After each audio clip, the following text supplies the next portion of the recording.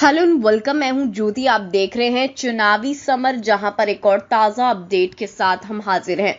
Corona काल में सरकार ने दूसरे देशों में की डबल ऑक्सीजन सप्लाई। कोरोना के खिलाफ मोदी सरकार के स्वार्थ ने लाखों लोगों की जिंदगी को खतरे में डाला। जी हां, देश में कोरोना संकट के बीच ऑक्सीजन की भारी किल्लत चल रही है, लेकिन मोदी सरकार को शायद ये एहसास नहीं था कि कोरोना वायरस फिर से इतनी ज्यादा तबाही मचाएगा। तभी तो पिछले साल मार्च से में शुरू हुए कोरोना संकट के बाद भी देश में ऑक्सीजन का स्टॉक बनाए रखने के लिए कोई खास कोशिश नहीं की गई।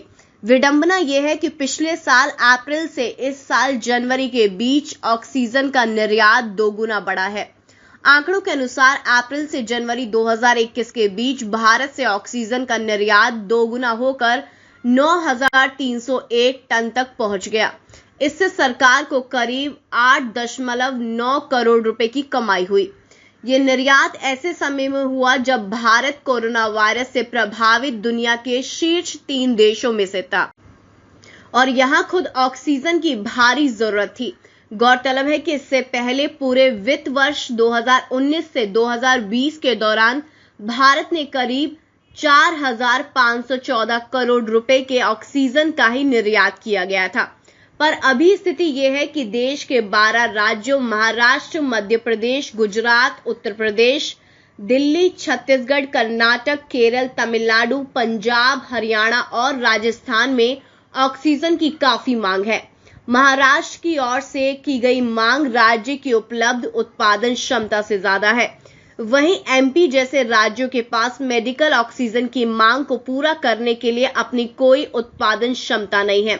इस बीच गुजरात, कर्नाटक, राजस्थान जैसे ऑक्सीजन राज्यों में भी मांग बढ़ रही है। दिल्ली के कई अस्पतालों में भी ऑक्सीजन की भारी किल्लत है, जिसके कारण मरीजों की जान पर बनाई है।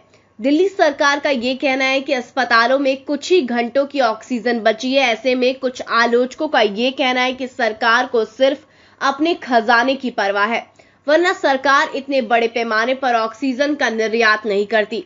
हालांकि जब त्राहिमाम मचा तब सरकार ने अस्पतालों में ऑक्सीजन सप्लाई बढ़ाने के लिए उद्योगों को ऑक्सीजन देने पर रोक लगा दी है।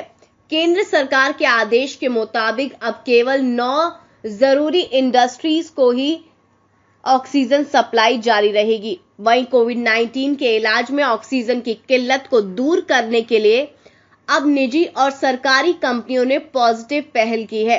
खबरों के अनुसार रिलायंस, टाटा स्टील, सेल, जिंदल स्टील ने कोविड के इलाज के लिए ऑक्सीजन की सप्लाई शुरू कर दी है। इन सब के अलावा सहकारी समिति इफ्को ऑक्सीजन के प्लांट लगा रही है, जहां से अस्पतालों को मुफ्त ऑक्सीजन की सप्लाई होगी। यानी कि अब स्थिति हाथों से बाहर निकलने लगी तो मोदी सरकार किसी तरह कंपनियों के सहारे लोगों के प्राण बचाने की कोशिश में लग रही है।